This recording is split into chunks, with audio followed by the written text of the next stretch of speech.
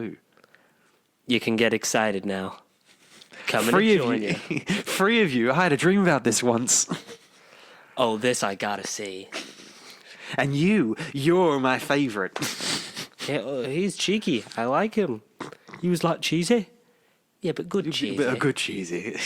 The line of the episode by far. Yeah, if you can't guess, Doctor Who did happen, and that was a biggie. It's a biggie, but we'll get into that. But anyway, before any of that, welcome back. For the first time, No Bubble Podcast, episode 82. 82. I was going to say 79. Don't know 79, 82. Four episodes ago. Timelines and all that. It's so confusing. But way too confusing. We have got much to talk about, including, probably one of the biggest twists in television pop culture history. In definite recent memories, 100%. But, 100%, Anakin. You can't win, Darth. Can't we just do a Doctor Who only podcast this week? We can't, because we have to appeal more to a general market, because we've got a customised URL now. I saw it in the WhatsApp chat. Oh, okay. youtube.com/c/pasty Oh, nice. Yeah. It's done. It is done, because I didn't realise it was, so it's over 100 subscribers and an account active for over 30 days. So we've definitely been more than active in 30 days. Yeah, that's for sure. And also I switched it to a brand account, so then you can give people access, and they can just have access to the YouTube bit without having your whole Gmail. And apparently is easier when it comes to finding us, or well, no, because then doesn't think we're a person. It knows that we're a thing. Yes, an entity. Yeah, an entity. A whole new species. It's a whole new species. Go to the lighthouse. Happy birthday. Break the glass. Under the shadow proclamation. Yeah. Roll skull, roll toe, roll show. Just Sontarans next, that's all I need, and then I'll be happy. Oh man, it was good. But how's your week been, Connor, while I load up all this shit on my phone? Just emotional. Just emotional. Yeah, just emotional. Emotions. Love, pride, hate, fear. Have you no emotions? Sure. I don't know. Just Sunday just completely rocked my world. Just Jesus. I wanna rock with you. Yeah, it was good. It was good, and it wasn't perfect. Oh no, far from it. It was far from home that the Doctor Who was once established, in different eras ago. But it was definitely a thrill ride that had been lacking for a good couple years. That the show needed. Felt very Russell-y. Felt like we had a good old Russo. Nostalgia trip, yeah. In the feels. Hit us right in the feels. The feels of Gloucestershire. 21st century. Who knew that? 21st century is when everything changes. Who knew that place could be so important? And you've got to be ready. Shall we get into some shit and stuff before we inevitably dive into... Definitely talk about it. We 100% talking about it. Oh, I did see Jojo Rabbit. Oh, you did? Yeah, we'll get into that before. But yeah, I really enjoyed that. Would you say film of the month? I'd say that's going to be in my top 10 of 2020. Yeah. No, I love that. Yeah. Burn down the house and blame Winston Churchill. Or negotiate. Didn't think of that one. Yeah. When he's it's when they're swimming. It's just Taika Watiti in a fucking swimming cap and yeah. Oh man. I need to see it again. I really want to see it. What a magical man he is. But we'll get into the Disney shizzle before we get into the... Oh yeah, there's definite shizzle with Disney. Mm-hmm. Bambi is getting a live-action remake the same... I didn't know that. Photorealistic way of Lion King. So it'll be Terrifying Deer. Yeah, oh dear. Oh dear, terrifying. That could be the episode when it comes out. Called it Oh Dear. Oh dear. No Bubble Podcast episode 162. Oh dear. If that comes true, that's going to be... That's insane. Well, we're good at predicting, so, Well, we really are. A lot of the problems we say with the photorealism, especially in Lion King, is that you don't get emotion from a photorealistic animal face. So Bambi's heartbreaking reaction to his mother being shot is going to be nothing. Yep. No, I know. It's going to be just, It's going to be a gate crash, car crash. I don't know. Every kind of crash. Yeah. All the crashes in all the... But also from a studio that underpaid the people that did the visual effects. They did, yeah. So they kept the profits, and so that it resulted in the studio closing down. And hundreds of people losing their jobs after working, tirelessly. Yeah, ridiculous amount of hours. It was every just day. like it is disgusting from Hollywood in general, really. And they the Captain Marvel and Chaos Walking writers are the ones they're getting on board for this newly announced. Chaos Walking. Yeah, What's Chaos that's Walking? the film with Tom Holland and Daisy Ridley that's coming out this year. I don't know. I probably did read about it. Tom Holland was in something else I read about in this year. Maybe it was that. I don't know. Tom Holland's in a lot of things. He is this year. Mr. Stark. Oh, it feels so good. But Bambi, where does it rank for you? In did you? I mean, I know we don't really want these remakes, but does Like in terms of are you interested by Bambi? Sort of. Yeah, I'd say if we watched it now, I suppose it would stand higher because of its emotional value and the ending. And but it was never one when I was little that I thought, oh, let's go and watch Bambi. It doesn't strike out at me, but I think if I watched it, it's still a good time. I think for it to have an effect on us, we just missed the cutoff. We were just a bit too young. Yeah, exactly. Yeah. For that, but I know. So Yeah, certainly, people above maybe. us definitely fucking love it. I don't know if it's one. Was it one of the originals, or did it come like? I think it's one of the 80s, originals. 90s. I don't know. No, One of I the don't. It newer wasn't ones. a Renaissance. I Yeah. think it was in the 60s, maybe. One of the older ones. I want to say so because I know, like, particularly like older cousins and that have had like more of a more sort of like, Influence, Bambi. They like that one. Mm. But I'm a child of the Renaissance, so it's fine. No. Pinocchio also, we knew that was coming. There's also a different one coming from Robert Downey Jr.'s production company where he's playing Geppetto. But judging off of how well Doolittle does or doesn't do, May in the or next may couple, not happen. may sort of affect the How it is, yeah. And his which Hollywood stature. isn't down to Robert Downey Jr. Oh, no. It's down to let's decide where the Assess it. CGI animals are going on the day of shooting. Will they be CGI or will it just be animals? Yeah, that's the thing. We fight like animals. They didn't leave space for them. They didn't mark eye lines for the actors, so they're trying to do it based off of what the acting that they've recorded. So it isn't going to be CGI. It is going to be a whole new blend of. It's going to be something. I can't wait for us to talk about Doolittle because that's probably going to be terrible. Same day as Birds of 7th, isn't it? Same day as Bird of Prey. Birds of Prey. Is Well, it there's Friday? animal jokes that we can make, like Birds of Prey. Birds of Birds of Doolittle. Praying for no sequel for Doolittle. Birds of Doolittle to make a sequel. Doolittle to make a sequel. Yeah. Yeah. That's going to be an interesting day. Birds of Praying, they don't make a Doolittle sequel. Birds of Prey. Birds are prey. Birds of Praying for a sequel? Question mark. I don't know. Something like that. Yeah, that's definitely a title. That's a definite title. I just think of this shit on the fly. No, I'd say Birds of Prey takes priority. And judging by the thumbnail, like, you know that we're going to talk about Doctor Who because it's John Barrowman. Every time we have John Barrowman in the thumbnail, it's really good. It does well in views. My favourite one is the one, like, I know it's like we've got loads of John Barrowman thumbnails. We've only got one more, and it's the Captain Jack and Yanto. Like the Children of Earth promo from like 2009. They're just like I forget who's hugging who from behind. And it's just like Lovely, yeah. It's just John Barrowman and Gareth David Lloyd having a ball. Having a bull. So Pinocchio's getting Robert Zemeckis to direct and co-write. He's did Back to the Future and Who Framed Roger Rabbit, which great films. Iconic I mean, films. very different in terms of quality. Oh, But one's had the greatest impact on cult classics and modern cinema, and the other one's Back to the Future. yeah. I'm joking. Back to the Future is my favourite movie of all time. In small independent film, garbage. Yeah, it's garbage. I love it, man. I love it so much. But yeah. So Pinocchio is sort of it. I think it can be more interesting if done. I'd like to, before he comes alive, for it to be a full-on puppet, like an actual puppet prop. Yeah. That would be interesting. So we get the blend of practical and because visual effects because it's Disney and they have to spend money to make money. We'd get an actual child actor and then get a freaking CGI monstrosity of a puppet. Mm-hmm. Make it Sonic the Hedgehog, make it terrifying, and then redesign. People, do you know what I was thinking? I think it's going to be really ironic if Sonic's actually like great. Okay, like, okay, because if it's not a shitstorm, it's not going to be great. Like if it's not going to be like a pile of shit, people will be like, oh, wow, wow. They work these people to the bone for what? But that is for another day. But Pinocchio, give me Pinocchio. Don't give me Lilo and Stitch. No, because that's gonna be a monstrosity. Give us the obscure ones, like Treasure Planet could do really well from a live-action remake. Atlantis: The Lost Empire could do really well from a live-action remake.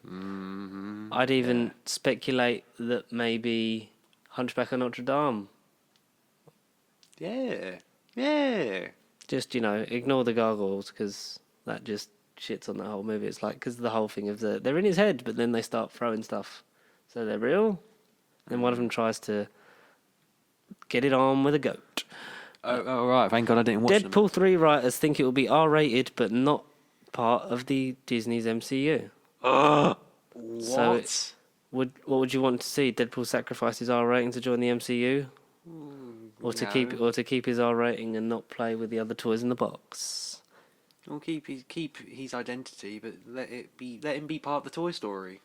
I think it's gonna be a bit of both. It's gonna be, but Deadpool exists sort of in that tangential universe. He's in that bubble, yeah. Yeah. Because It's its own thing. as much as it was like technically part of the Fox X-Men franchise, it really weren't. Apart from the odd cheeky fourth wall breaking cameo, Yeah. like he I wasn't. think I watched Deadpool 2 last night again. Yeah. You think the studio would throw us a bone? It's only ever seems to be me, you, and Negasonic Teenage, longest name ever. I need to watch that super duper cut of it. I need to buy that. I've only got Deadpool 1 on 4K.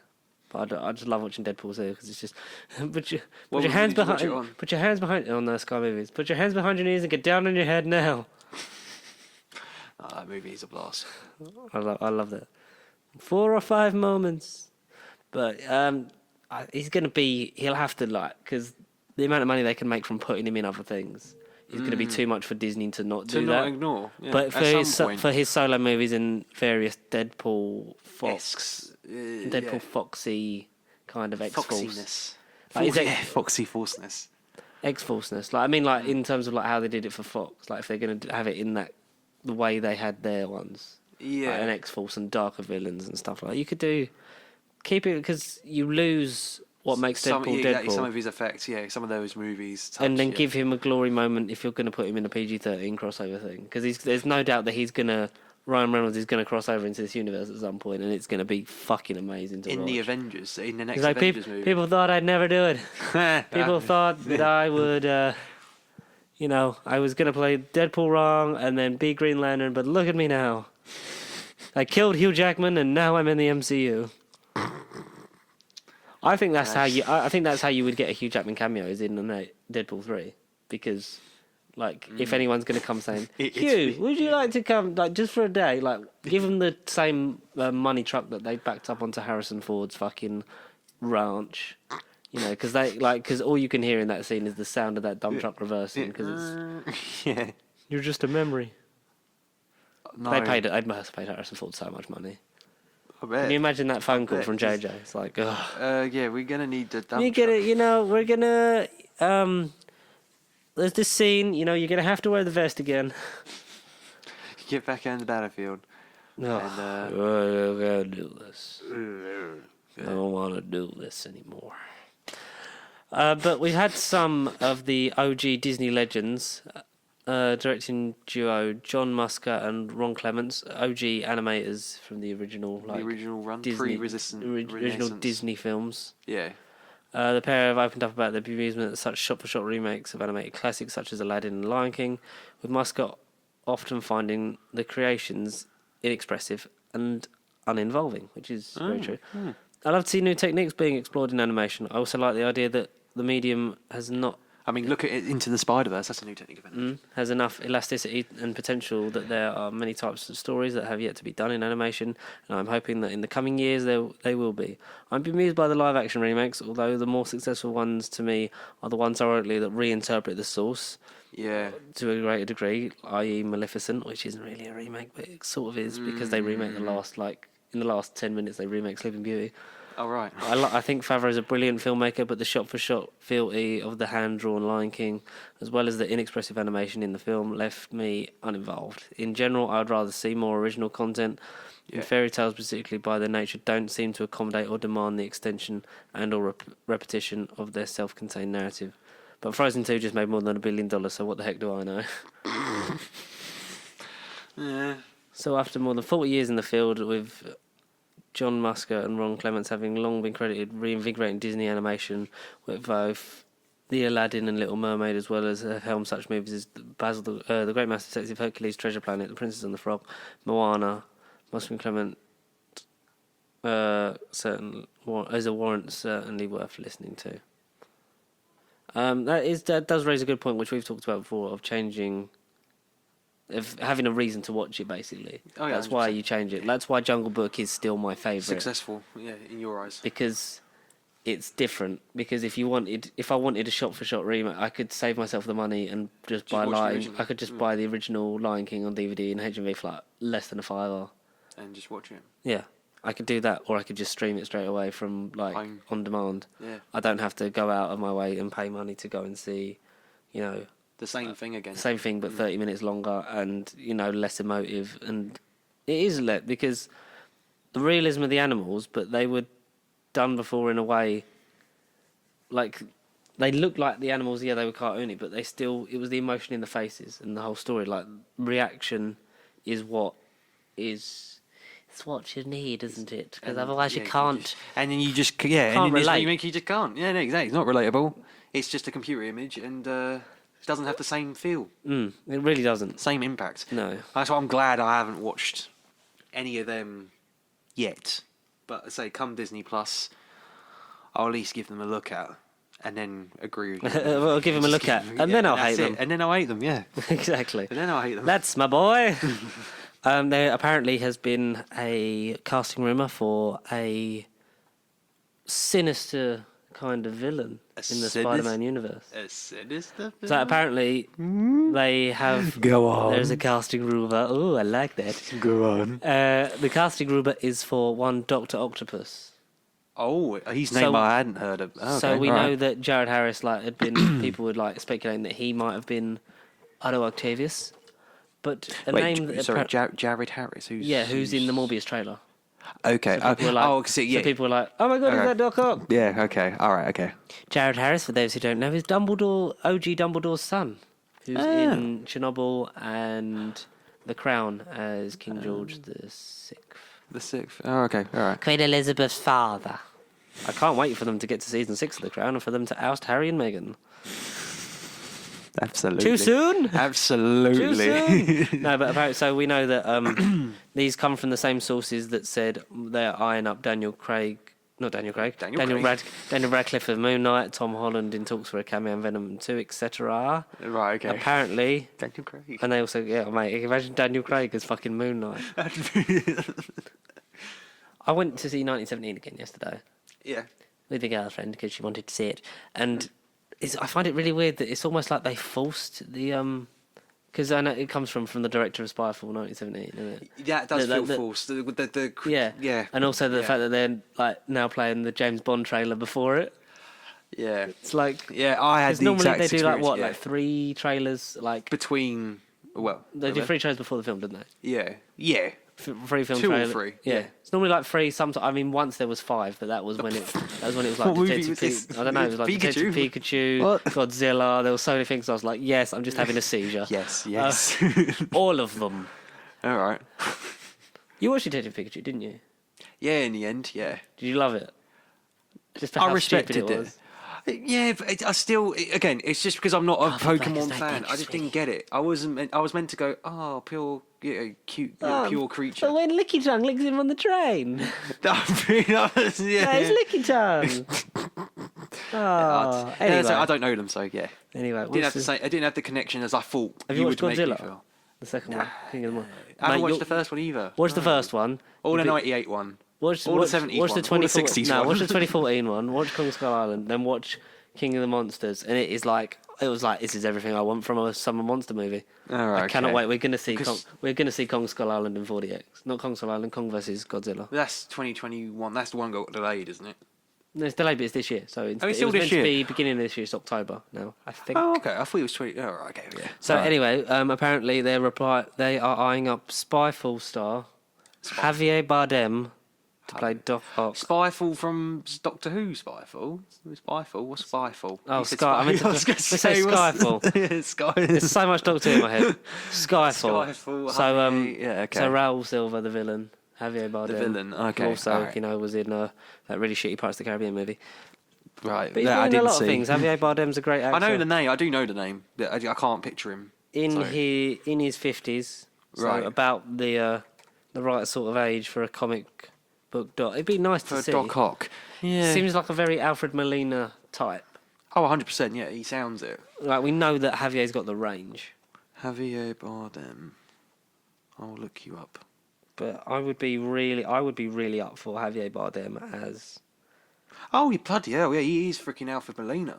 He's just like Yeah. he's taller Alfred Molina. He is. He literally is a Spanish Alfred Molina. Jesus. Oh, cuando me vas quinceañera, vamos.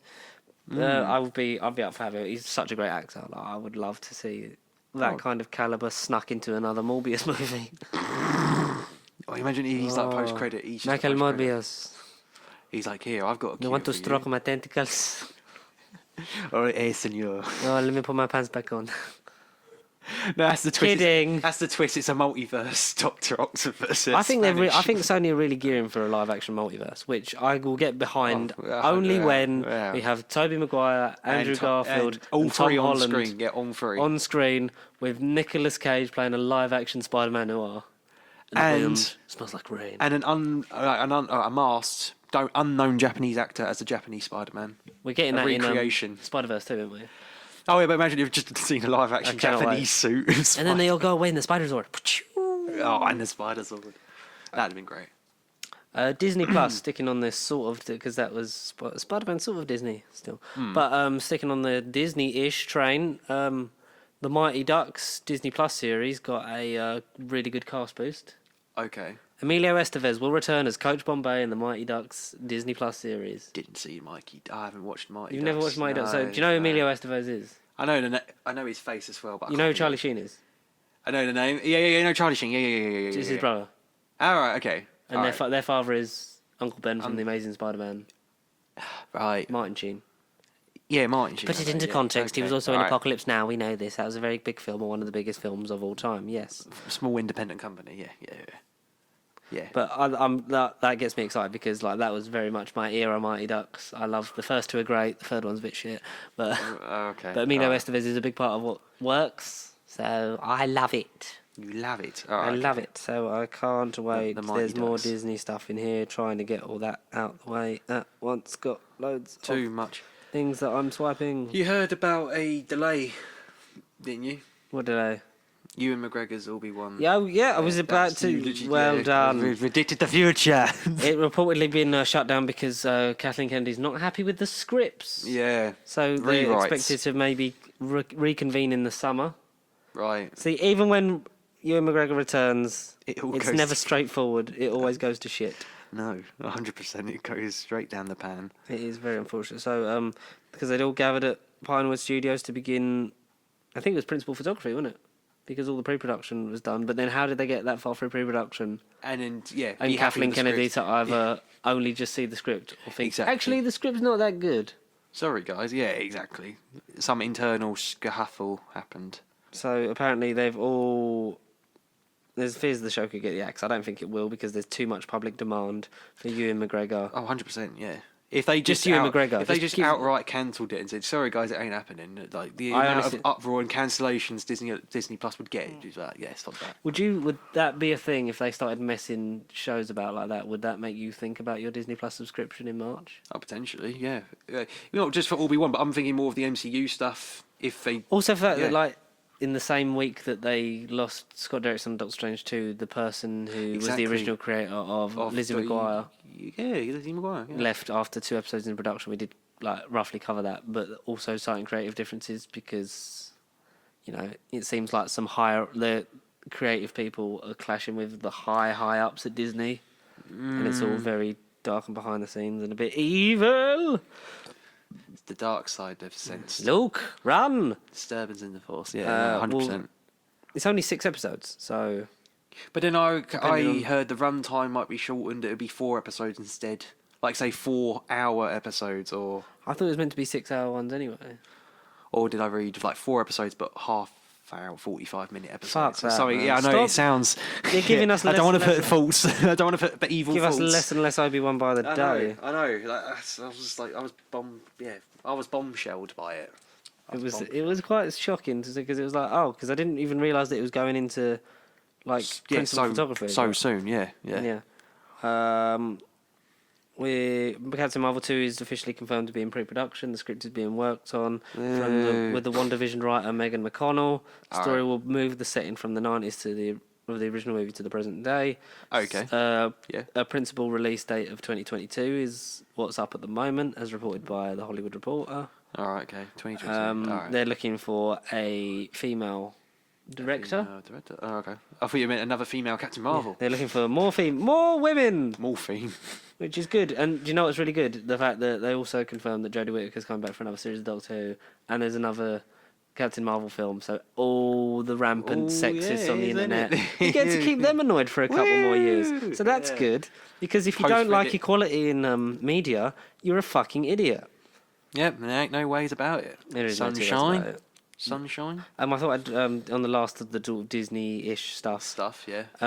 That they brought out a list of people that were nearly Doctor Strange because they were talking about directors of the directors of the next one and how maybe you could have alternate Doctor Stranges. I was literally just gonna say, what if in the Multiverse of Madness, all right, we're reading into it so that we can get the Fantastic Four, X-Men, and all these other ideas. But what if we just get multiple Doctor Stranges? I think they're going to do reverse House of M.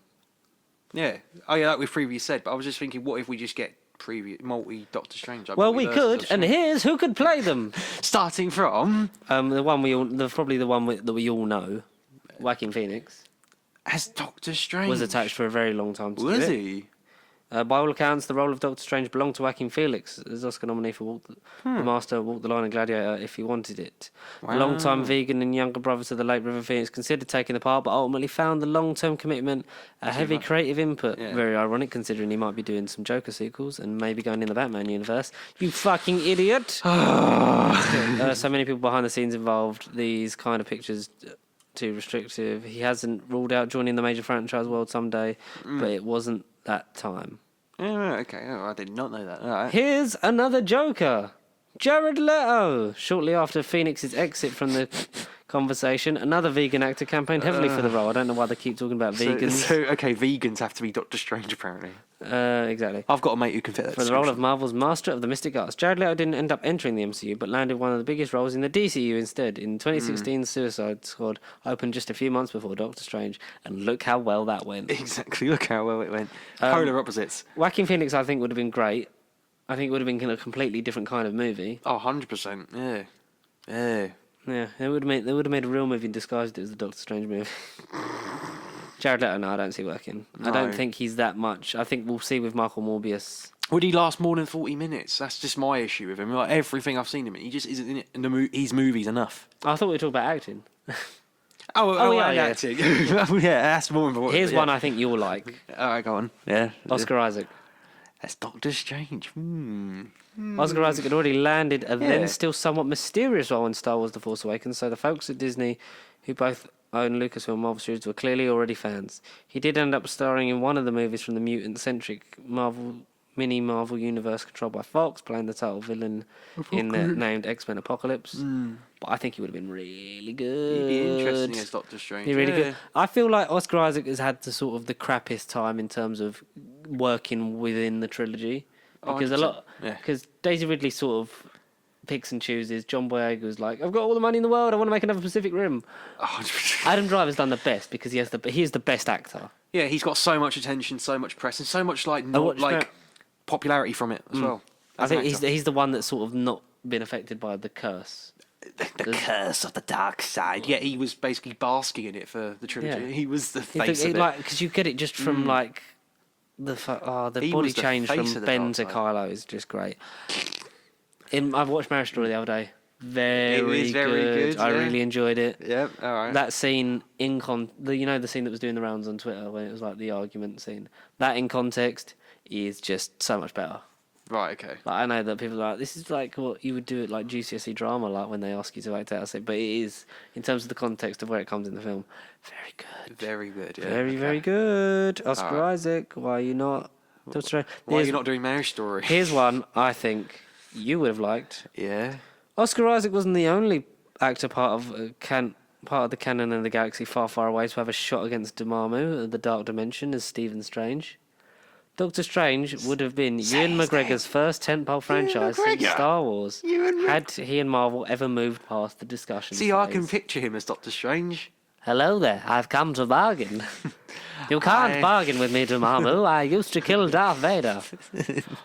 But I would like if, picture him, you know, like in Winter Soldier, when on Captain America's list of stuff he's missed out on is Star Wars, like it would have he's gonna blow his mind when Nick Fury and Mace Windu are the same guy. Yeah, it would have been like a good meta joke. Yeah, it would have been good if like someone was watching Star Wars, like, and then in the back, Stephen Strange is just there and it's Ewan McGregor. No, that would have been. Ewan McGregor's great in anything. I'd love to see him in an MCU style thing. I think we're gonna have a lot of fun with him as Black Mask in the DCEU. Because apparently Black Mask is gay, isn't he? Yeah. With what's the character's name? The evil one. I don't, with the secondary villain whose name I don't remember. That's really going to annoy me, but I'm all for that. Yeah. I nearly said the name. I nearly shouted out the name of the next person. While Connor Googles it, I'll tell you. Smith. I'll tell you that Matthew McConaughey had a few brushes with the Marvel Universe. Strange. Most notably when he was offered the part of Ego the Living Planet in Guardians of the Galaxy Volume 2. Is he? All right. I'm a fucking space planet now, Murph. I'm a massive planet called Ego, Murph. Zaz. Black Mask and Zaz. I don't know why. Okay. Because I was thinking Zazie Beats. I was like, no, that's just a lady. Victor Zazie. Victor Zazie Beats. Victor Zaz. But Variety reported that he was one of the big name actors considered for the role of Dr. Strang. Also, we know that I don't know if he's on this list. No, he isn't. Like Keanu Reeves at the time was like they're sort of all. See, okay, so out of all the names, Ewan McGregor, Keanu, I could picture completely as Doctor Strange. Oscar Isaac, I would like. We're not done yet. Oh, there's more. All right, okay, cool. All right, I'll shut up. Yeah. But though he was very sort of quiet about the role of McConaughey. Ethan Hawke, in the same variety that he worked with Doctor Strange director Scott Derrickson before on Sinister. In a podcast interview in 2015, he said a sneaky suspicion that Scott wanted me for it. Noting that the huge time commitment necessary for the promotion work on a movie like Strange, nonetheless, we're living in the age of Marvel, and saying he's totally open to doing something like that. And the last name? Years before the Marvel Cinematic Universe kicked off with the first Iron Man, Jake Gyllenhaal nearly joined a Marvel Comics film. After Seabiscuit, related back injury threatened to sideline Tobey Maguire from starring in Sam Raimi's Spider-Man 2, Gyllenhaal was so close to stepping in. He's even been to a form of spider camp to get in shape for the role. Sources put him on the shortlist for Doctor Strange. The only massively budgeted movies Gyllenhaal had done in filmography were The Day After Tomorrow and the poorly received Prince of Persia: Sands of Time. Yeah. Of course, there was more than one role cast for this movie, while many fans were understandably focused on who would wear the Cloak of Levitation when meetings happening for the rest of the Doctor Strange roster too. The shortlist of people for the Ancient One, the mentor and teacher to Doctor Strange ended up being played by Tilda Swinton, who the list said to include of people to play the Ancient One. The Ancient One, Dormammu. Morgan Freeman. That'd been great. He's basically that would have been great. He's the Ancient One. He's fucking old. He's ancient. Yeah. Ken Watanabe. Okay, yeah. Ken And Watanabe, yeah. Bill Nighy. Bill Nighy. Is he who I'm thinking he is? Yeah. You know Bill Nighy. Oh, that guy, yeah, he would have been great. He'd have been, yeah. He would have been bit cool. Bit of Bill. But what do you think of those ones mentioned? Joaquin, Jared, Oscar, Ewan, Matthew, Ethan, Jake. I think Joaquin could have been like a multiverse alternative Strange. You can see it. You can still well, I would say who's to say it could still happen. He looks like if he hadn't have lost weight for Joker. Exactly, he'd be Doctor Strange. Yeah, 100%. Yeah. Or just keep skinny Joker Joaquin. Yeah. No. I'd love to see it. Like, I'm intrigued by Joaquin Phoenix. Mate, what is the Doctor Strange What If episode? We don't know what that would. It'd be about the film, but what if? Yeah. What if Kevin Feige had hired someone else? Exactly. Kevin Feige plays himself, and he just hires different actors. Yeah, and goes through the scripts. What if Blade was in? Wait, ew. What if Blade was in what? What if Blade Morbius. was? Yeah. What if Morbius was in Blade? Because that was Well- the deleted ending of Trinity, wasn't it? Yeah, it's- Or whichever one it was. Yeah, Trinity. Yeah. But we're at a point now where Sony's going to sneak it in it regardless. So Yeah, pretty much. yay! Hooray! Hurrah! Hurrah! Hurrah-cheese. No. No, Uh, no just, trainers. just no. No. No, No. we'll jump off that and we'll go into because Knives Out 2 would be a lot more fun than another James Bond movie.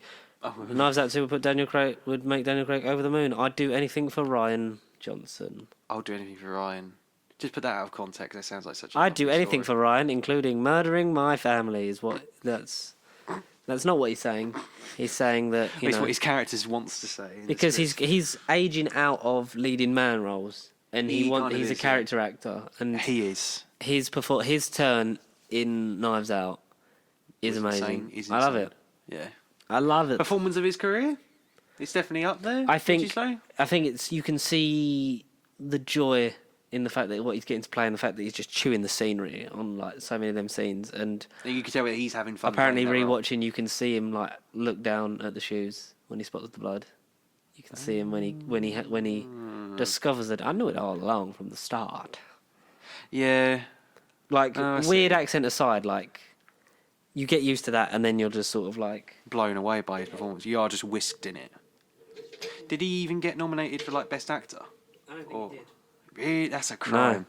You see the picture of like, and here's all the nominees like the Oscars put out because they did their list of presenters. One of them, Kelly Marie Tran. Yes, All right. more yeah. than her airtime in Star Wars. Totally.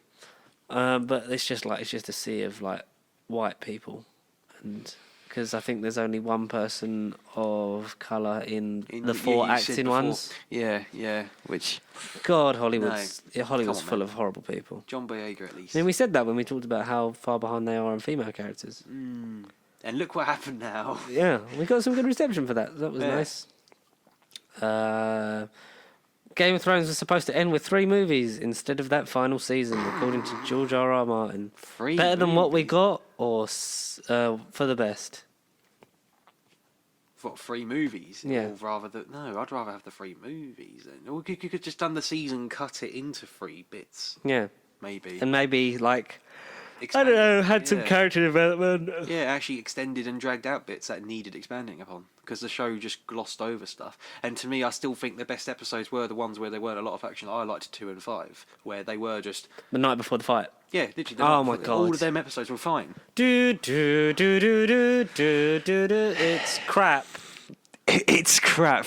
Shall we remove it from the intro? Should we remove it from our The agenda? logo, just remove it and pretend it never happened. Gloss over it. No. Game of what? We'll only speak about it in terms of seasons 1 to 6. 6. Yeah, season 1, 6. Yeah. Yeah. 7 is okay. 8, no. No, never again. Never again. Never again, Megan. Never again. Never say never again, Joe.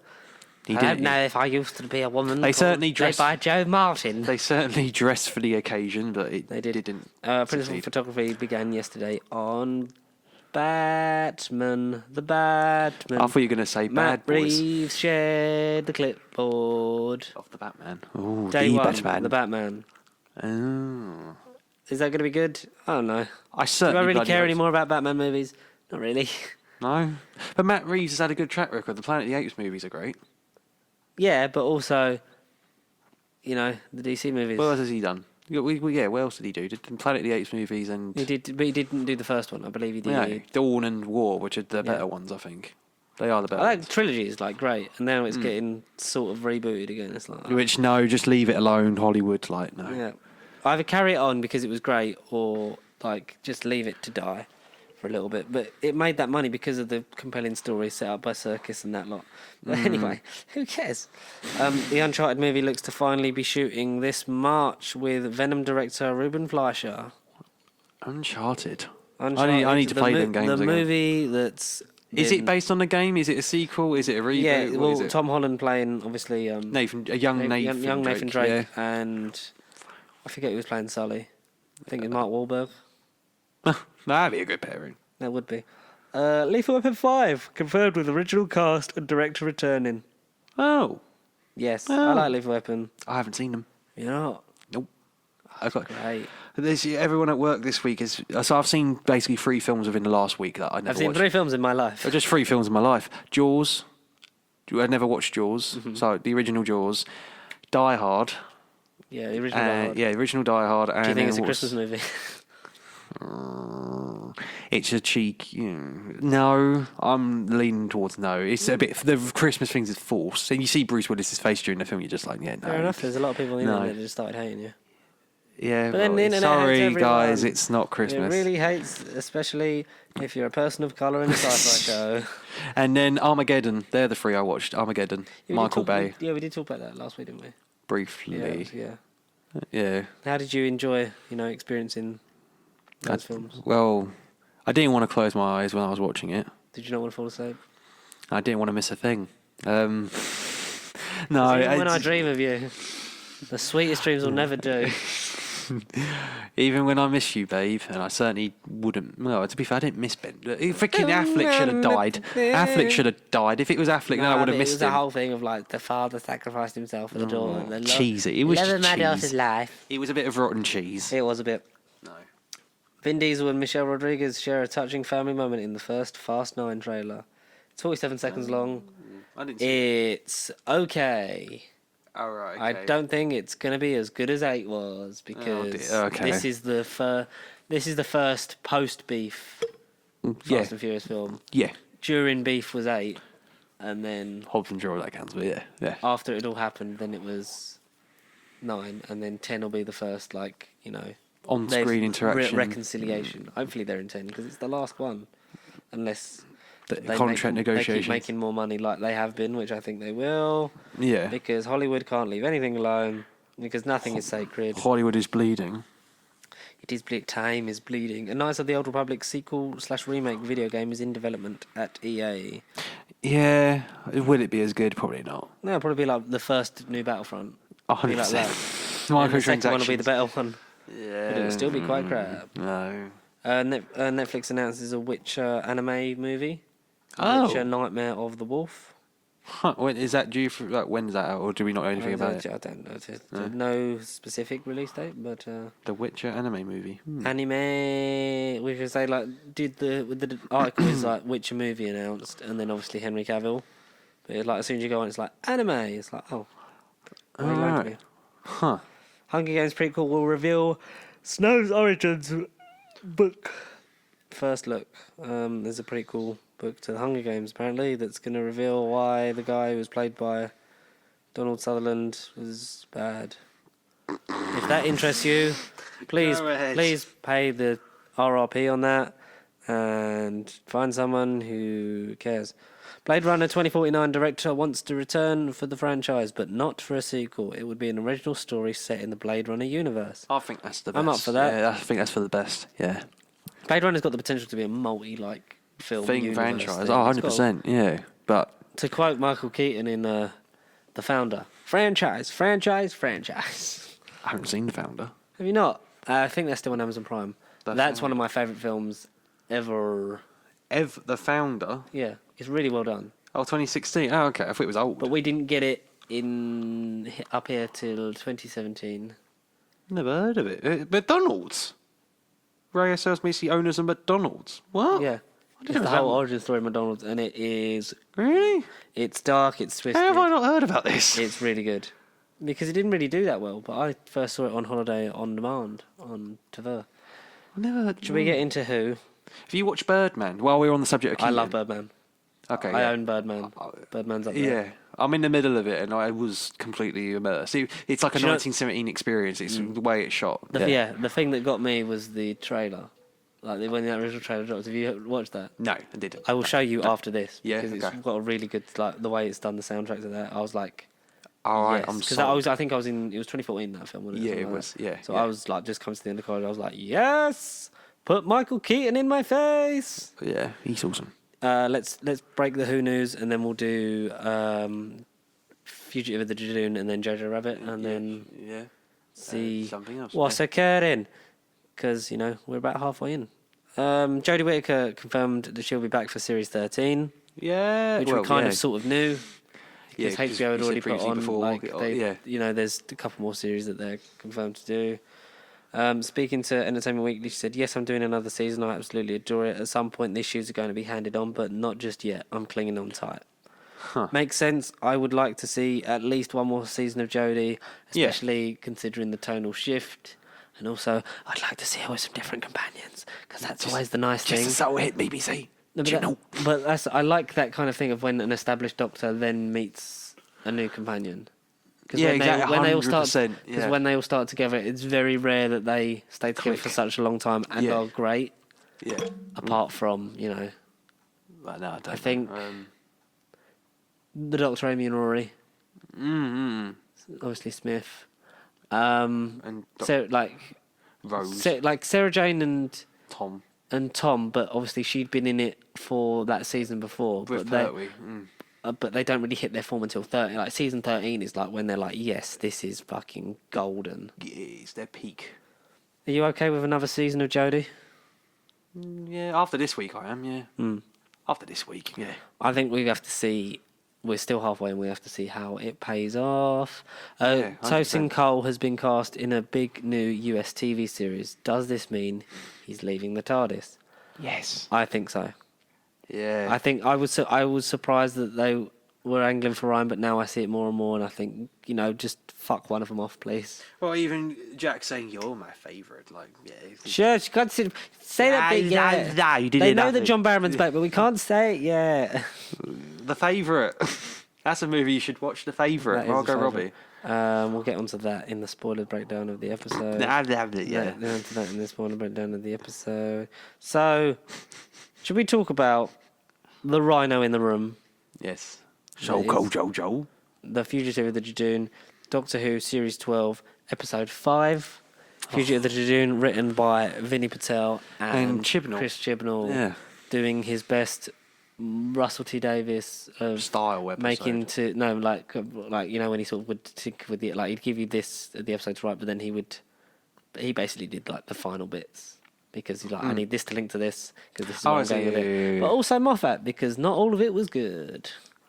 So we open with the Judoon spaceship. Sort of looks like it's under construction, So did I. In Earth's orbit? Yeah, it was one of those weird ones. because we had the nice little opening with Ruth and her husband.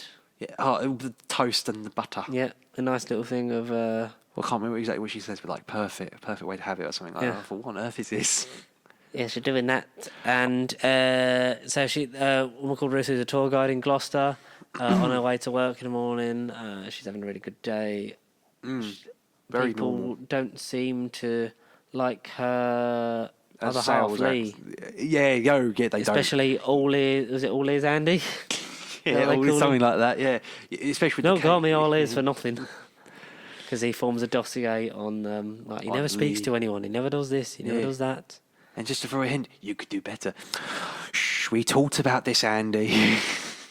We talked about this. Yeah, and and giving facts to this young person, like, did you know that Gloucester Cathedral and this, that, and the other, and it was like, oh, it's good. It's very knowledgeable when it comes into play with some, Events later on. events yeah. later on when we see that, oh, you've got a bit of an interest in history and time.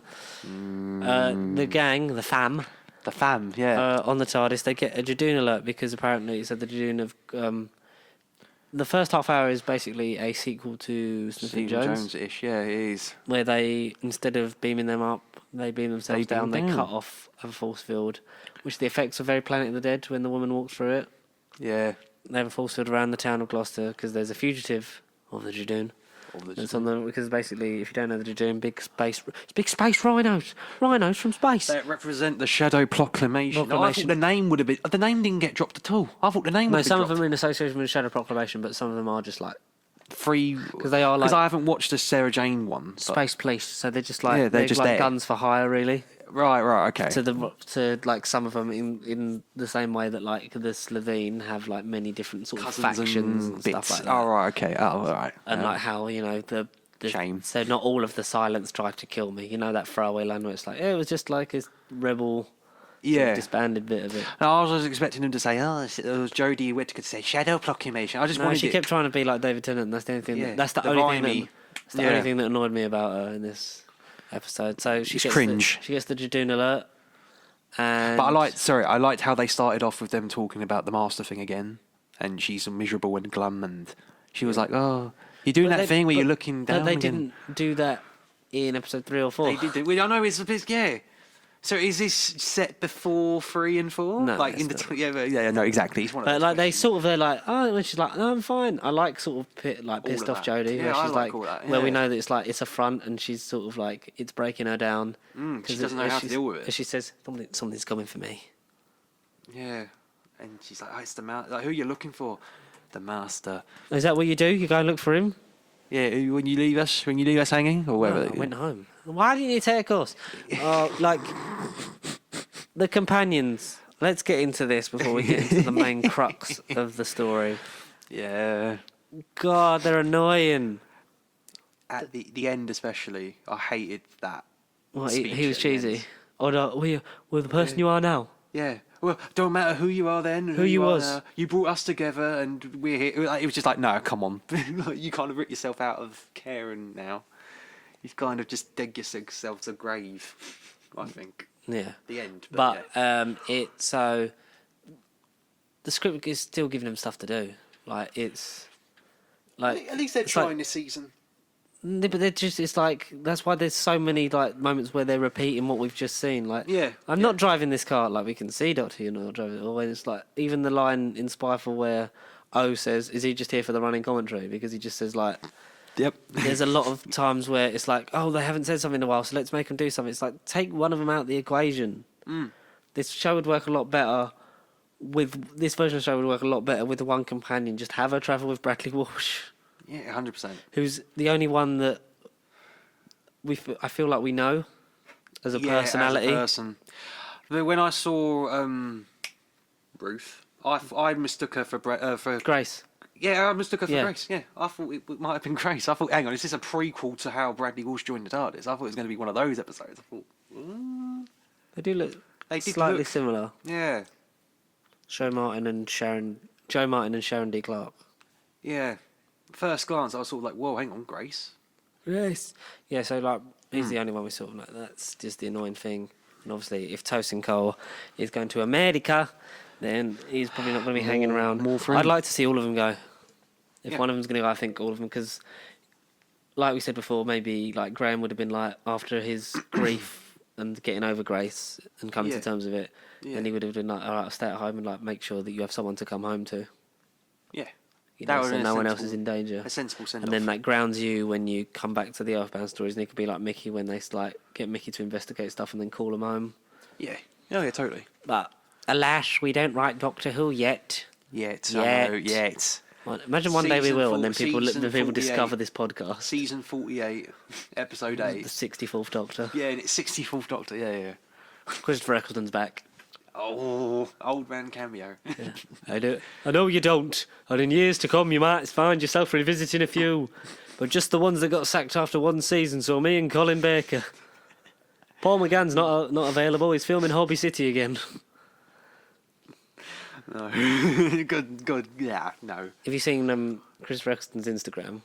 Is It's he on like- Instagram? Yeah, I don't know. He's been on it for maybe about a year. Like he's. Yeah, he's one of He's those accounts. funny, man. He's one of those accounts, is he? Okay. I hope. I'll search him up. I hope that the universe turns around and takes a big shit on you. Oh man, I love Chris Eccleston. Bring him back. For something. But do you know we did get back? So even though the Judoon have cordoned it off, the Doctor manages to slip the TARDIS in, like between the force field refresh rate, which was makes sense. And they're trying to find this fugitive of the Judoon because they'll just kill it. They'll just kill whoever it is because it's a contract. They've got to fill their contract. And she's using the gang, and Yaz was sort of relevant because of the police training. Yeah. But that was for like, A second. yeah. A second. Yaz, go out there and say stuff. I could go out there and say stuff to him to buy you some time. It was like, okay. She Really? didn't really say much. It was like, Really didn't. it was like, oh. Because one of the Stu Bagful tweeted, Yaz, remember she's a police officer. See? Relevant. When he goes, oh my god, so many references. Oh my god, nostalgia. I can't wait to see his review of this. I guess I forget he's been reviewing them, hasn't he? Yeah. I haven't watched any of them yet. I can't want to. I should do that. I love Stu Bagful. I cannot wait to see what he thinks Of this one. Of this one. Oh my god. Especially like nanogenes, guys. See? Remember? Now, that was a weird line. It's like, Yeah, put the nanogenes that was together. a very weird. Yeah. Bradley Walsh Graham gets scooped up as he's about to, for some reason, he gets distracted by a cupcake and gets scooped onto a spaceship that we thought was going to be the Master's TARDIS. So did I. I creeped out when I saw the in an interview with the man who it was, he says like that shot of me on the TARDIS. Huh. So whether there's stuff still to come or we don't know, is that Graham's been scooped up by Captain Jack Harkness. I know. John- Talk about a blast from the past. John Barrowman. In the flesh. And in the flesh, in Who for the first time in 10 years. 10 years? Yep, in TV terms, in terms of Miracle Day, 9. Yeah. 2011, yeah. Yeah, instantly, as soon as I go home, I'll watch Miracle Day tonight. Or today, rather. I'll do that. God, that was good times. And it's just, you know, like we said about how Star Wars took 3 films to try and make Han Solo into 2 characters with Finn and Poe. Basically, yeah. Like, Chris Judoon spent a season and a half trying to make 3 companions, like Jill to go, and then John Barrowman literally waltzes in, and After it's nearly a decade, and it's just instant. You miss me, right? Oh, it is. Coming down. He You just can said- get excited now. Like, literally, when I heard that, because I know, because almost every year John Barrowman's rumoured to be in it. Like, I remember heavily 100%, last yeah. season with Yeah. Who's That? Or like that American voice and stuff like that. It's like, oh my god, like That's is John- Barrowman. Is Barrowman back? But oh my god, it's so it's so nice, especially for, I feel like that moment was for us, the fans who have been Stuck since with it. RTD. Yeah, stuck with it, yeah. Like, I don't know how he's back, I don't know where he's been, But sod it, but we'll take but it. it means that there's a gap that Big Finish can put some more stories in between the end of Miracle Day and Future of the Judoon. Well, no, because the thing is, they're continuing Torchwood, like, branching off. They've continued, after Miracle Day, they've done, Big Finish have done a Torchwood range, which is, they're referring to as Series 5 and Series 6. But, so now the gap will be the end of Big Finish. But what Torchwood happens when the and then real how- Series 5 starts? And that, yeah, what will happen with the real series, inevitable reboot now? I think it will be. I think you can't. Oh, There's no. so much demand, and it's never been cancelled, but it's just been on One of hiatus those, yeah. because of the On-screen personal, hiatus, anyway. Yeah, Yeah. because of the personal stuff that was happening to RTD at the time, and yeah. So But what an image. You're just seeing his face on him my screen. in those literally not looking a day older because of all the Botox in his face. Yep. Even though he's had work done, it's just John Barrowman. It's John Barrowman as Captain Jack Harkness, and I've never been happier in a Doctor Who episode. Especially for the last 2 or 3 years for me. I'd say the last time I was this sort of like, oh my god, like this Yeah. thing was either maybe first viewing of Day of the Doctor, Right, okay, yeah. That's a good shout, yeah. or maybe slightly earlier than that in terms of just like the story. Would be the last time it was really like gung ho. Oh my god, this is amazing. Was I would say Good Man Goes to War was when I was last like, yeah, it's all coming together. Yeah, for me, years later, but when I was watching that episode for the first time, I was like, wow, yeah, Good Man Goes to War, that's a good one as well. It's like, not if we knock out your communications, and then it's Danny Boy to the Doctor. It's like, which John Barrowman was meant to be in as Captain Jack. Yeah, as you said to me off camera, yeah. Yeah, but Off audio, yeah. he was filming Miracle Day, so he couldn't. And obviously, Stephen Moffat was never big because it wasn't his show. So Barrowman would always say that Moffat was the one blocking it because he was in charge of Doctor Who. And as Moffat pointed out, I didn't create Torchwood. I can't stop. If the BBC want to make it, they make it because it's Russell's thing. They would like Russell would do it. I don't like in terms of continuity for me. It's not something I have to worry about.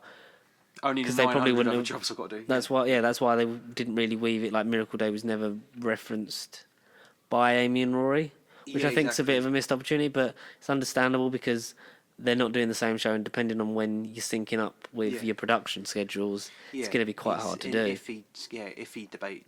But obviously, this season we got a Torchwood reference right off the bat. Unit, even Torchwood, you know, but all gone. All gone. All gone. Yeah. It makes sense for you, but I feel like there's going to be an organisation that will then be in that ilk, like Kate Stewart, Captain Jack. They've got to come back next. Yeah, they'll be the new Unit Torchwood. Yeah. Torch Unit. Unitwood. Unitwood. You would. Yeah, You would. You would. And people saying, like, off the back of him coming back, like, yes, more Torchwood. Oh, I love it. I love people's love for Torchwood. Yeah, so do It's I. great. It was literally all positive. I've seen nothing negative about Did you the see actor. on Russell T Davies's picture when he's like, Jack is back, like him with... It's just, it makes me feel so old, man. I would have liked... It's one of those few instances where I'm like, damn. Like I've said, because I remember when on Freddie Mercury, who plays Martha, when at one of the cons when she met up with John again because they were at the same one, and she was like, "It's been about 10 years since I've seen him," and it's like that's mad that you haven't seen each other in that lot, like since you worked on Who together. Yeah. Like, and they all get together like when they can, but obviously like lives and jobs and that take you in different directions, but they always sort of come, especially at the cons, they hook up more. And I like that John Barrowman told David Tennant that he was going back in. Yeah, he's like, so did you see his I YouTube saw that, video? yeah. He's like, I told my husband. I told Scott, who's the only person I was allowed to tell. But then I did tell my big sister, and I told my mum and dad. Yeah. I text Russell T Davies, and I had to tell David Tennant. Because David Tennant has the advantage of being quite aloof on social media, because the only thing that is on his social media is David Tennant does a podcast with. Is his only sort of connection into the social media world, also being on when he's featured in a photo with his wife. Because Georgia Tennant does a great Insta. Is she next? She next to return?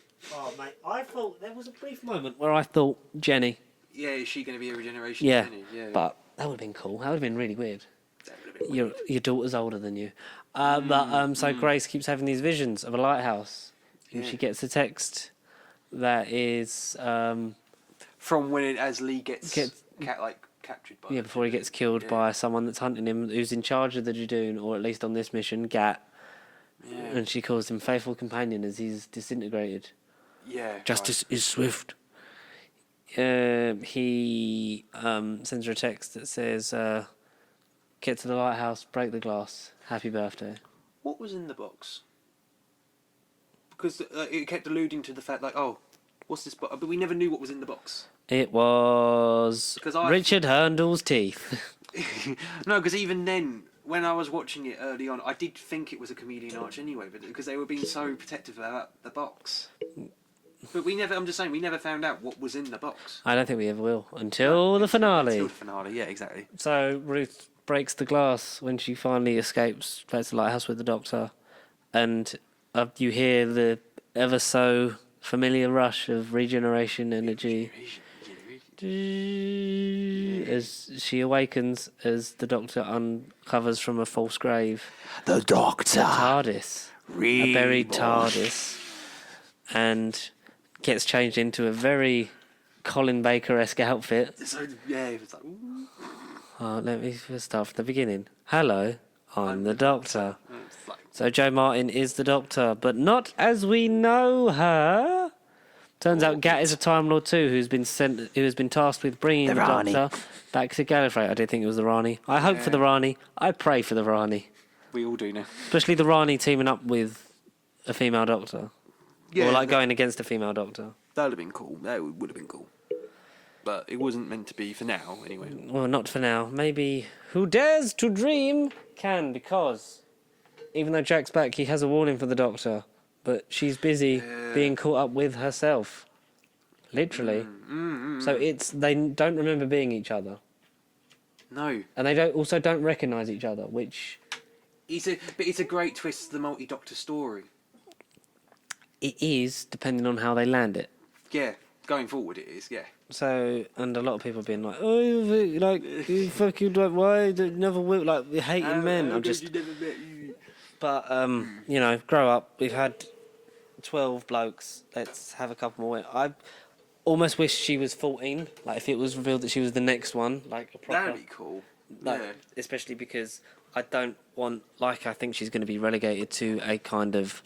So I'm just pushing the desk away while I just quickly plug the charger in for this thing. Yeah, no, fair enough. Yeah. But no, I think it'd be cool if she was like revealed to be the next one, the next Doctor, the successor to Whittaker, if you will. Mm-hmm. Well, she would be a successful. It would definitely be successful. There we go. It would definitely make a change. It's like nothing ever happened. It would just make a change.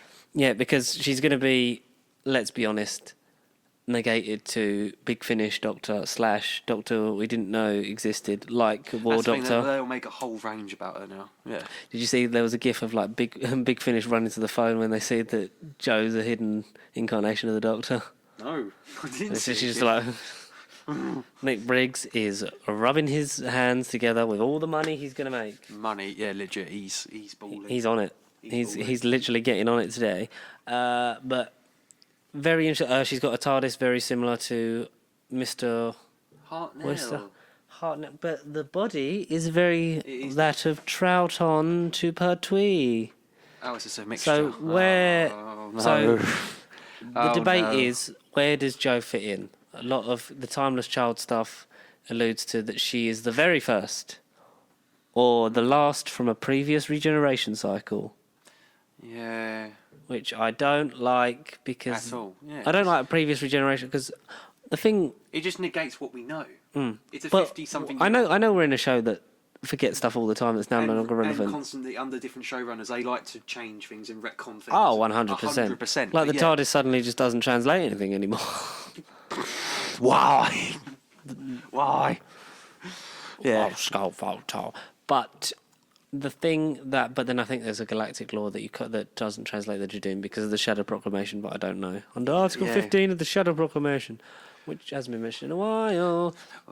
I think there's a lot that happens in this episode. Obviously, Jack's back, the reveal of a hidden Doctor, Which is that we massive. think a lot of people are saying post-universe, but there was an interview with Chibnall where apparently said like there is no alternate universe. She is the Doctor. There are no tricks, but also people lie They do lie, all yeah, the time. Just to create buzz, yeah, exactly.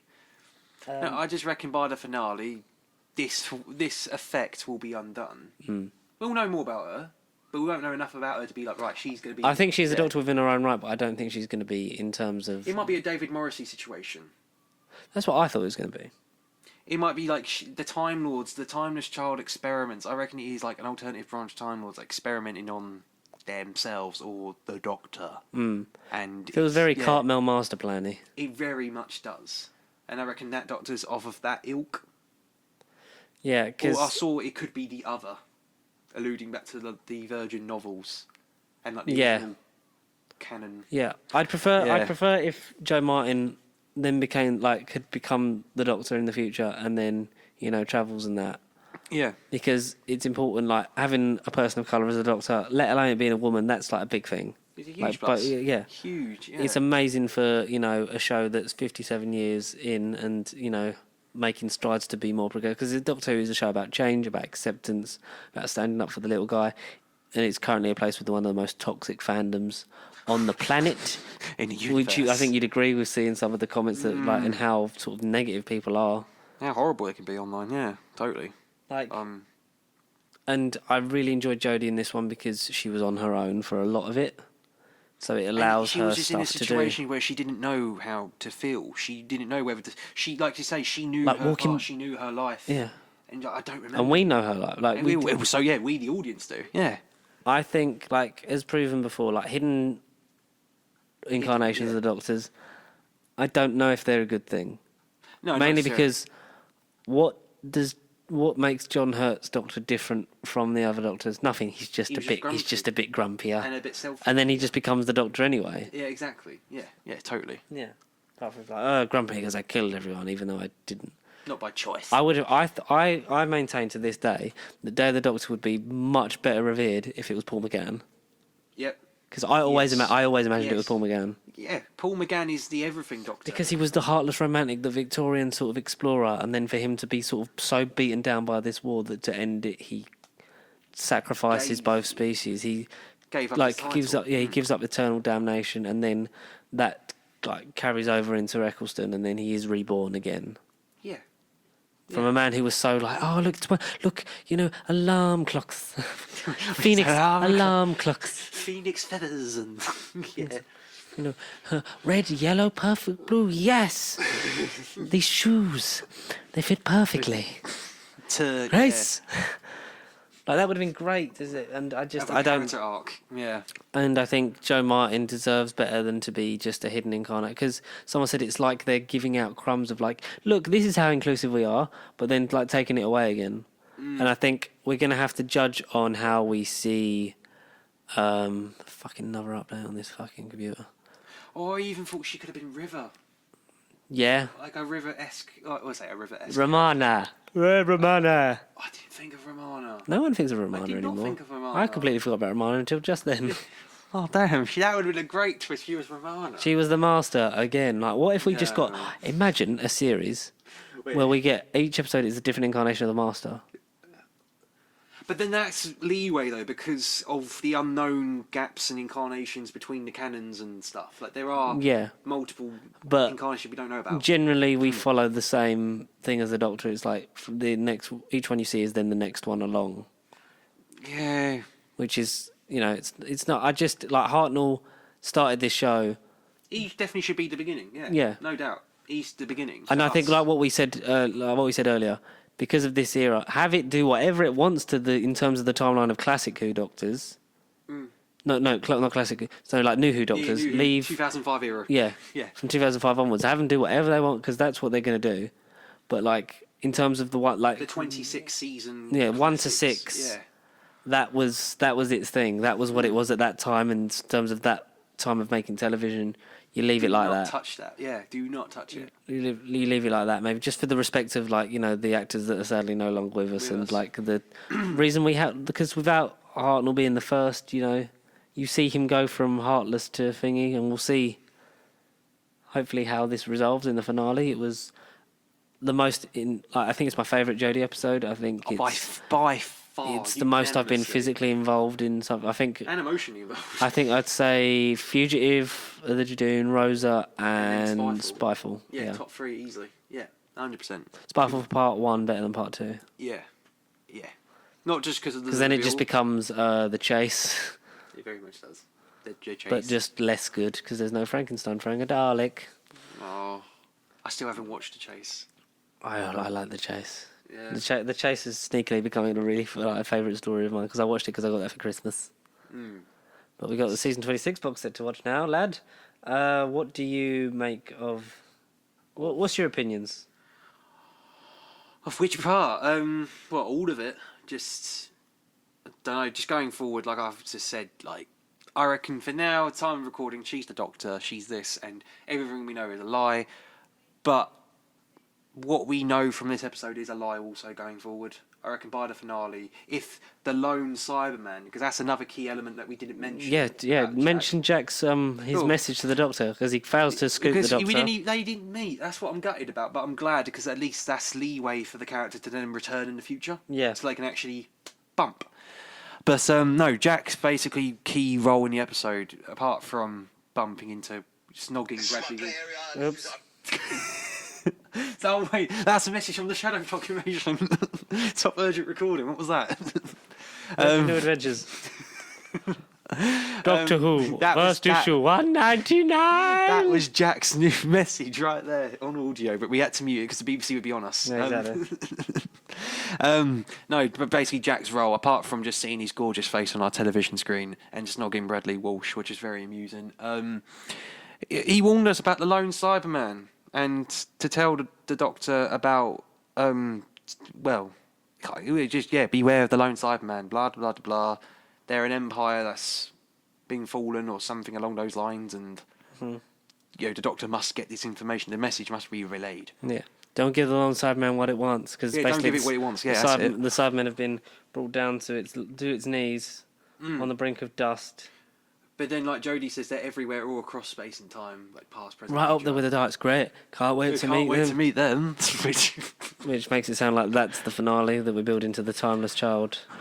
Someone said, would it be cool if the Timeless Child, not the Timeless Child, the Timeless Child was a Cyberman. The lone Cyberman was Bill Potts.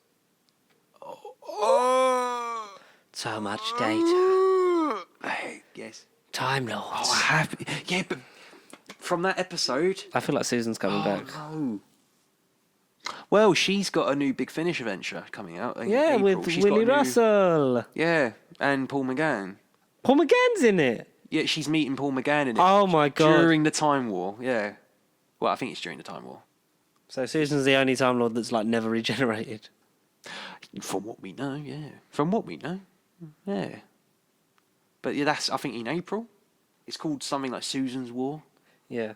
But Susan and I Yeah. cut off from our own time. we need to know what happened. I don't know why I sound like Tom Baker when I'm William Hartnell. Yeah, got nothing to do with it. Yes. But no, that needs to happen. But no, the Lone Sidemen. So is that going to be the finale? You reckon? I think the that is. two-part finale. Yes. Mm. We've seen enough of that to know that that's sort of coming. Yeah, because we knew they were coming anyway this season. The Master, the Master, me, Jack. It's all something's coming for me. Something's coming for me. And it has been for a very long time. But that's the Valiard.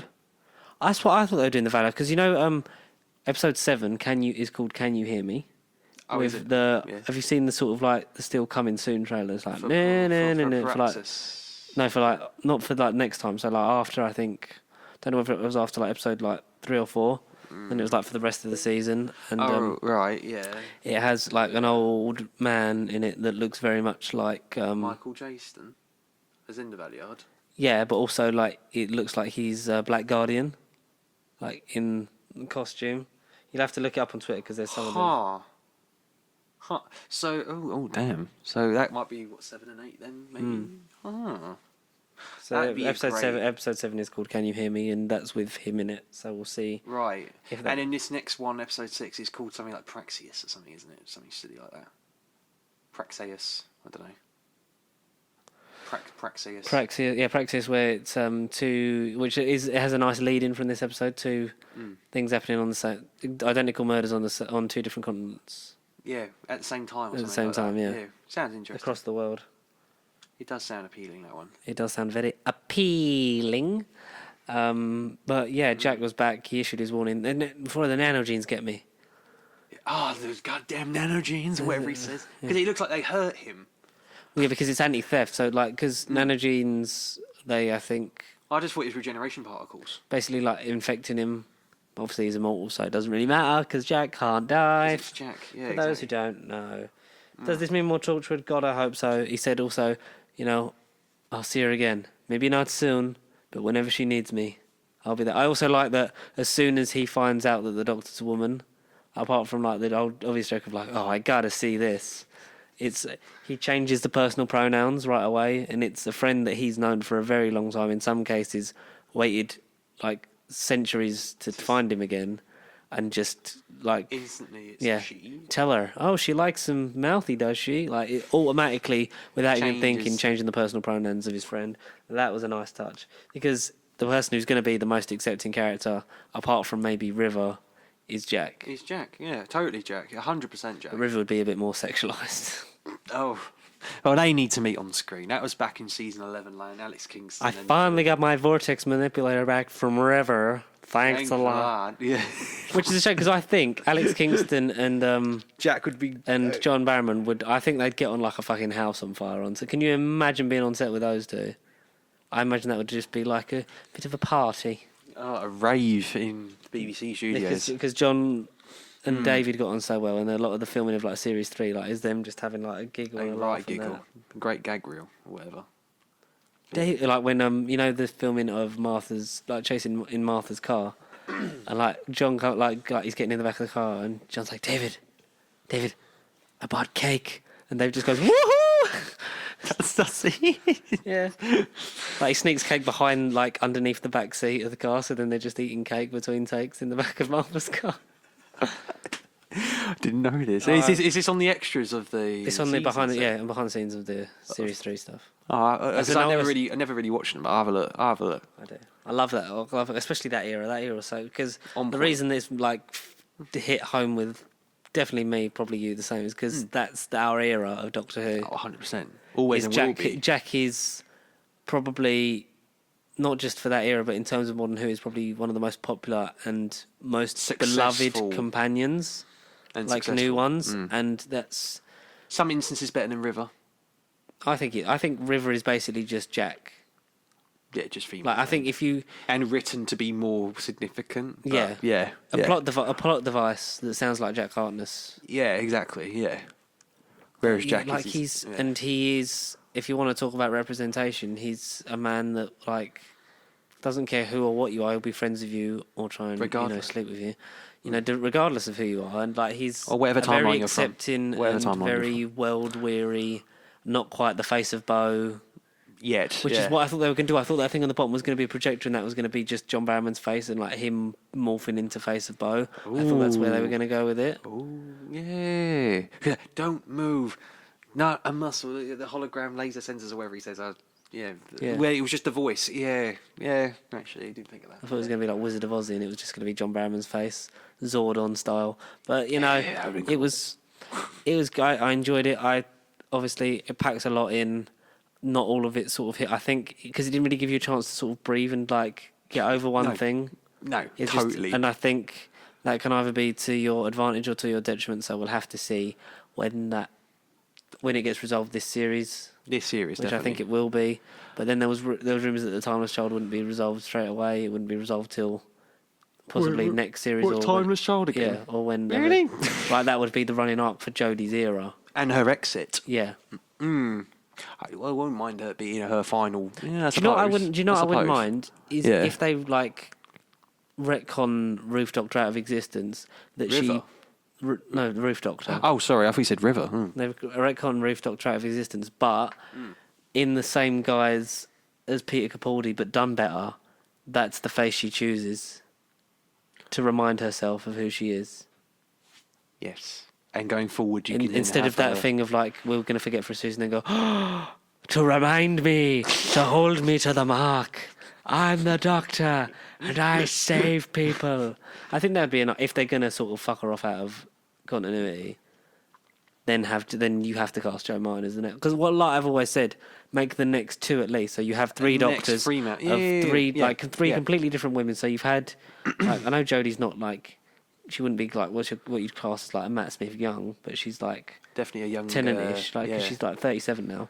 Yeah. So she's not old by any stretch of the imagination. And you'd have Joe Martin, an older woman of colour. Yeah, of colour. Who I'd like to see like how that would, because that's jokes made. Well, not joke like that is made in. The point is made in series 11. Like if I was a man, I wouldn't have to keep explaining myself. I could just get on with my job. Like imagine that in the times when I know we're not. I mean, we're better racially than ever. Yeah. But, a lot of people are still, judging by online, still quite racist. Like, imagine her trying to deal with those situations in that timeline when she's a woman and a person of colour. That's going to be like, well... Yeah. Like, she almost loses her authority in that. And then you have another, maybe a lot younger woman, and then by the time you come back to a man, it's like, oh, like, I thought the Doctor was a woman. And then make it a ginger man. And still not... And we make it Rupert Grint. Yes. He'll be an old man. An old man ginger. Yeah, because I want it to be by the time you get back to man, it'll have been a while. And then for you to be like, this is great. This is, perfect. Yeah. Oh, like, it's a shame. Like, it was great. We learned, like, and the Doctor learns a lot about him/herself by being different women. Yeah, exactly. And then it'll be mixed up, and then it can be, like, maybe, like, woman, man...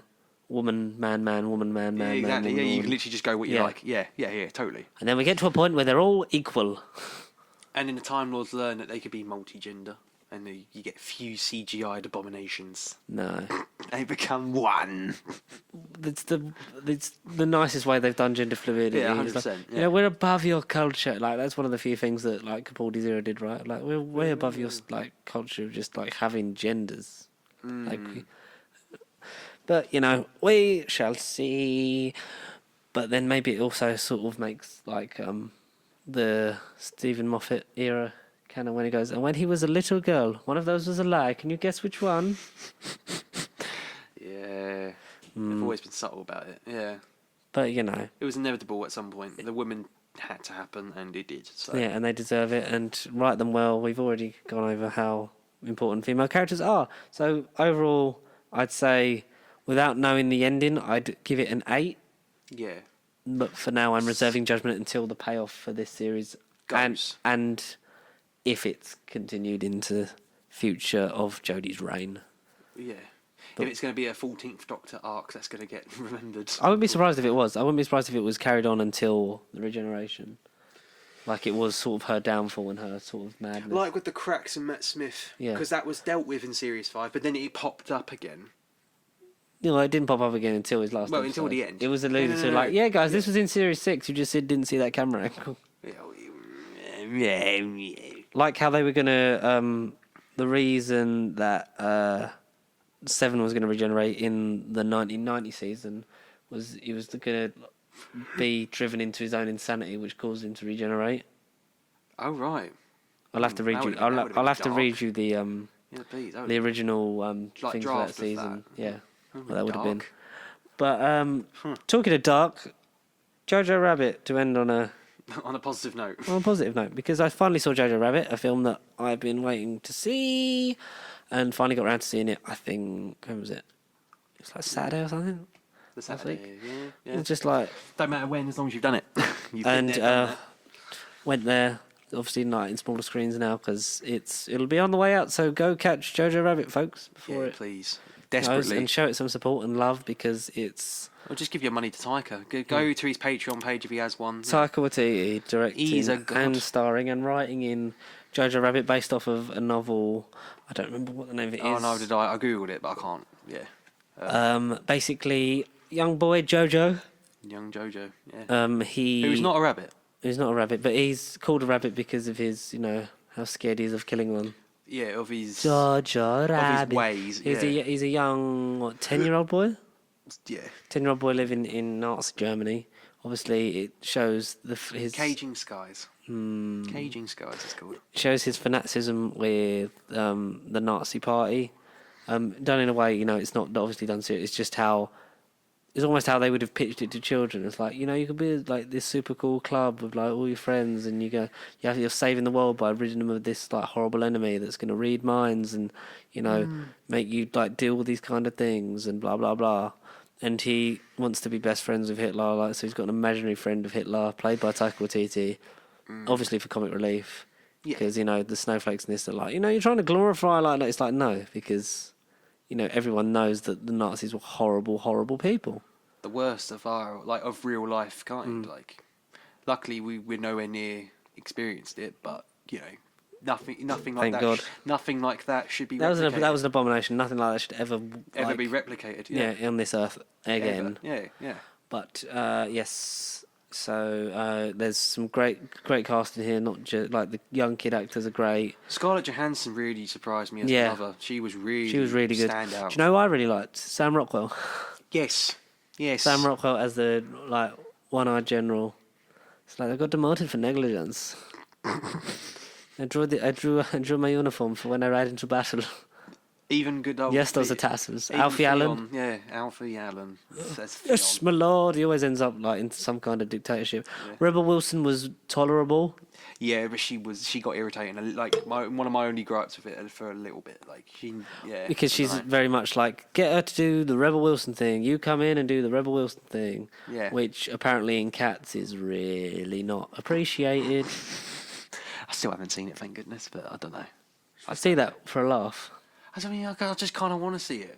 I feel like enough times passed where I don't care about it. I won't care about it, but I kind of just want to see. I think we should do a Cat special next week then. Should we try and see Cats? Yeah. Let's go right now. Right now, yeah, Cats. Yeah. But that's great. So, who else? Yeah, Sam Rockwell was great in it. And you see Jojo come to his senses really as he finds that there's been a Jewish girl hiding in his house. In his house. That his mother has brought in, and to like protect her and also he's not saying anything because it puts him in danger, puts his mother in danger. Because his father's, no one's heard from him in 2 years. Everyone assumes that he's gone AWOL, but Jojo maintains hope that he's fighting for the right thing and stuff like that. Yeah. Because it's the naivety of childhood and how impressionable young people are. Because that's never happened since, has it? Yes. Yeah, no. But that is, yeah, it's great. I love the way it's done. Like the comedy feels right when it's in there. Like obviously it doesn't I shy think away it's from the got the fact that right Nazis balance. were horrible Yeah, and their acts were atrocious. it doesn't just gloss them over and think, like you say, it doesn't go kiddie friendly with them and think, Yeah, yeah, say, Nazis oh, were the horrible. Nazis were lovely. It doesn't do Yeah, any of no, that. no. It It's does. almost like self-parody, really. It's just sort Yeah, of, yeah. it's Full breaking slightly and meta in ways. Right. Especially where, like, at the beginning where they do call him Jojo Rabbit and they're in the training camp and it's Sam Rockwell on the little, like, stage, the little fucking oh pedestal the mini thing, like, yeah. Yeah, and he says a line or two and he's like, ha, we're the Uber. I can't exactly remember what he says, and there's their awkward pause. Whether you don't know whether you're meant to laugh or not, or you think, yeah, go Nazis, or you're meant to think, yeah, you're talking about yourself. It's like it's one of those. It's just the way it's written and the way it's executed. It is one of those where it doesn't support that regime at all. Yeah, which but is great. it pokes Yeah. fun at all At the itself. horribleness of it, but it also shows you how, like, the kids would have believed that stuff if they're told Growing it. up, yeah. But even like jumping ahead a bit of the main plot, like where, like the main thing about Jojo Rabbit, like they find a Jewish girl in their house. Yeah. And That's what brings him sort of back to reality, really. yeah. But then that's what made me as an audience member sort of think, what would, like, if that was us in that situation, like, God forbid nothing like that would ever happen, but when you're like, what would you actually do in that situation? That's where Yeah, it's one hard. of those It's where like it's kill or be killed, or do you know, do the right thing and help, like, look after them. Yeah, because she's obviously not like part of it. No, it ain't her But at fault. the same time, you know, you don't really. You've been brought up to do one way, and yet you've got to do the complete opposite. It is a hard one. It is a hard But one. the supporting cast are great. It's well written. It's well directed. It's really well acted. It looks great. It's Very does look great. and it does go deep, especially like towards the end and stuff. And like especially when the Sam Rockwell character, I forget what his name was. So did I. Major, they all had like general in it. The way he saves Jojo when the Nazis get overthrown. Yeah. Where he takes the jacket off of him. Captain Glenn Zordoff. Captain Glenn Zordoff. Captain Glenn He Zordoff. takes the jacket off of him that he's wearing the Nazi jacket and then spits on him pretending that he's a Jew so that then they take him Yeah. away from the Nazis just before they all get shot. Yeah. That was a really touching moment, the way that they find out, spoiler alert, that his mum got hanged. Yeah. And you just see her shoes and it's like, because that's the angle that he's all like, he keeps seeing her at various points in the film. Yeah. Yeah, even thinking about it now is making me sad. But yeah, it was very, it was emotional when it needed to be. It definitely punched weight. It was a comedic self-relief thing at the beginning, and it just got more and more tragic, but then serious. And then, like, the ending is quite uplifting, and, like, if you leave... Hopeful. You leave that, feeling hopeful and blessed, and you're like, right, that ain't our world. Not all of the bad people win.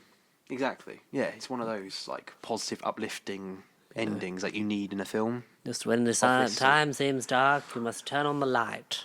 Yeah. It was just great. Stephen Merchant was in it as well. I think the only sort of, like, because he's very much the sort of comedic thing of it, if there is such a comedic Nazis. Heil Hitler. Heil Hitler. There's like 10 people in the room and they have to say it to all of them and then they have to go through it again. Heil Hitler. Heil Hitler. Heil Hitler. May we come in? Yeah, no, it's just... It's... I want to say I'm surprised, but I wasn't surprised at how much I enjoyed it. I'm surprised at how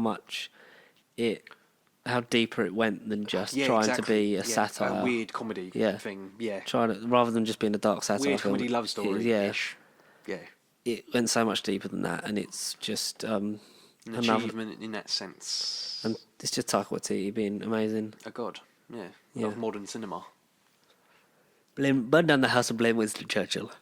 Or negotiate. Didn't think of that one. And then he finally overcomes his childhood obsession when he tells him where to go and then kicks him out the window. Yeah. And that's the end of Imaginary Friend Hitler. And then he can go and... Not even a little Heil. Not even a little... Not even a little Heil. And then he... No. Not even a little Heil. And once he gets rid of him, then... No more. No more. Hitler, no more. I am Hitler, no more. But that is... That's it, It's- really, isn't it? that is it for. I mean, that's great. That's definitely going to be on probably my top 10 towards the end of this year. I imagine it's already on there. I reckon It's on it's there for now. Well, we've only seen like 4 films this year.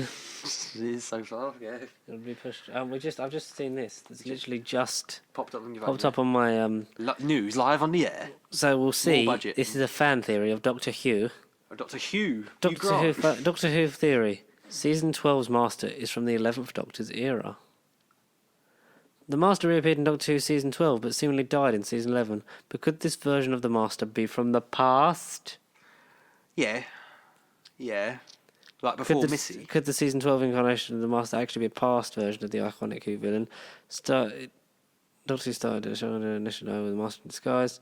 Bringing it down to Chibnall, whose stories are thus far still clear revisiting more common Who villains like the Cybermen and Weeping Angels. Blah, blah, blah. However, for whatever reason, Chibnall seems to be shifting gears for Series 12 and welcoming the return to form. The Daleks made their return in the... It's calling Resolution the Series 11 finale, but it wasn't. Which it sort of was, but it wasn't. It was in terms of the closing of the arcs, but wasn't in terms of... It was a special. No. The Judoon... God, no. Hang on, an upcoming villain slated to return include the Judoon, Rachnos, and yes, the Cybermen. Ha! Alluding to like the laziness of like just thinking the Scorpions are them. First Doctor comes. You sure this article was made months ago? It was made in January the 20th. Right. Okay. First female Doctor explained in the past. Here's the main thing. Doctor Who Season 12's Master could be from the 11th Doctor's era. Does play the Master. So it negates the send-off that Michelle Combs' incarnation of the Master received in the Series 10 finale. After doing battle with a former version of herself and a tragic end, drew the Master's arc full circle. They've finally been able to do a beloved character. Flash forward 2 seasons, the Master's back, and blah blah blah. His wibbly wobbly, timey wimey stuff. In this case, the Master began to speculate that the version that the Doctor and the companions meet in Spyfall is not a new regeneration, but an incarnation of the Master who preceded Missy. So it could have been the one that. But then Matt Smith would have met him. Like, imagine Matt Smith facing off against Sacha Dhawan.